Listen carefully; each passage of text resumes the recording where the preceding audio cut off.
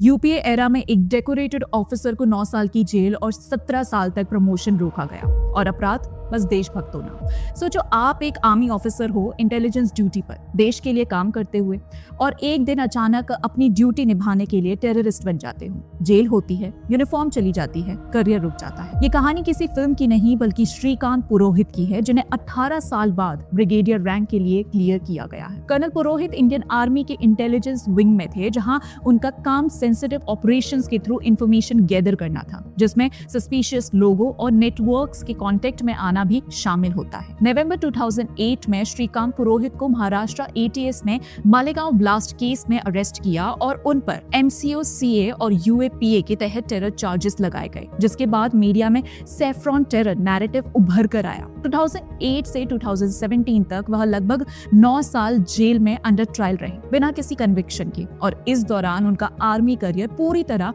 रुक गया, जबकि उनके जूनियर प्रमोशंस लेते रहे। 2017 में सुप्रीम कोर्ट ऑफ इंडिया ने उन्हें बेल दी, जिसके बाद वह सर्विस में वापस आए, लेकिन उनकी सीनियरिटी और प्रमोशन इशू कंटिन्यू रहे। 31 जुलाई 2025 को स्पेशल NIA कोर्ट ने उन्हें सभी चार्जेस से एक्विट कर दिया, प्रोसिक्यूशन की केस में कॉन्ट्रडिक्शंस और लैक ऑफ सॉलिड एविडेंस को हाईलाइट करते हुए, और सितंबर 2025 में उन्हें कर्नल रैंक फॉर्मली रिस्टोर किया गया। और अब मार्च 2026 में आर्म फोर्सेस ट्रिब्यूनल ने उनकी रिटायरमेंट 31 मार्च 2026 को स्टे कर दिया, जब तक उनका प्रमोशन मैटर डिसाइड ना हो, और इसके बाद इंडियन आर्मी ने उन्हें ब्रिगेडियर रैंक के लिए क्लियर रिकमेंड कर दिया, जिसका फाइनल प्रमोशन प्रोसेस अभी पेंडिंग है। लेकिन एक सवाल अब भी खड़ा है, जो 17 साल गए वह कौन वापस करेगा? जो उनके बैचमेट्स आज मेजर जनरल बन चुके हैं, क्या वो गैप कभी फिल होगा? जो उनके परिवार ने सहा, उसका हिसाब कौन देगा? और जो नैरेटिव उनके खिलाफ बनाया गया, क्या किसी ने माफी मांगी? वैसे ये सिर्फ कर्नल पुरोहित की कहानी नहीं है,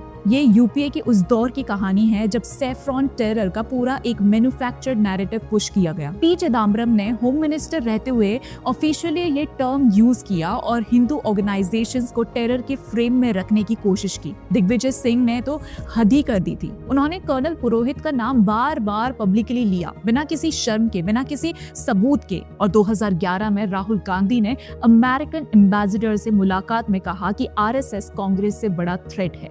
ये बात विकीलीक्स केबल्स में डॉक्यूमेंटेड है। एक तरफ ये लोग कैबिनेट में बैठे थे, माइक्रोफोन थामे थे, नैरेटिव चला रहे थे, और दूसरी तरफ एक फौजी 9 साल जेल में सड़ता रहा बिना कन्विक्शन के।